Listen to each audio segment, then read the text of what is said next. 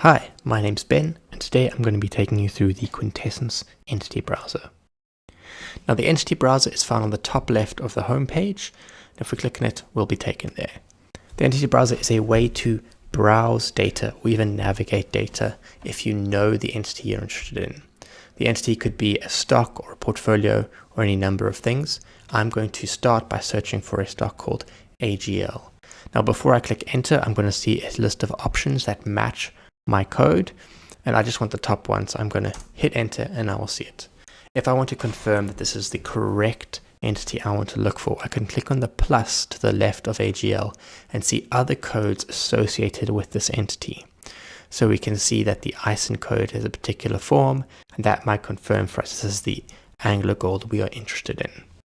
Now, I can also minimize that if I'm not interested in it. On the right, I see a data dictionary, a list of all the time series associated with AGL.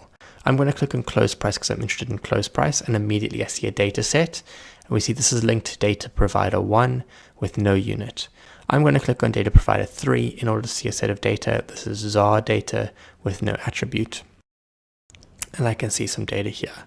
If I want to change the start and end date, I can be able to do that. So I can change this to 2010 and see click refresh and see an updated data set if I'm interested in that. Otherwise, I can also look at more parameters and specify different arguments such as the attribute or the unit if I want to see different data sets like that. Now, usually we wouldn't even go that far, and you can just click copy function. And what this does is it copies a time series function to your clipboard that you can paste in Excel. So if I open Excel, I go to the formula bar, I hit paste, and I press enter, I will see a function which is connected to the Quintessence database and return my close price data for this entity. Now, this is an example with just time series data, but we also have the ability to load relationships and relationship data into our system. If we click on the relationship tab, we can see some examples of the country relationship to AGL, and we might be interested in the relationship between a portfolio and its stocks. So I'm going to type in here portfolio 1.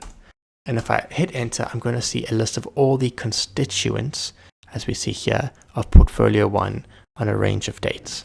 The same value definition below showing me the source this comes from is there. We can change the dates again. We can copy the function if we wish to. And if we go back to time series, we can actually choose a relationship data time series such as market value. And this will show me the market value of all the stocks of portfolio 1. And again, I've got dates across the top. I can choose different dates if I wish to. I can see the value definition, the source this data comes from, its unit and its attribute.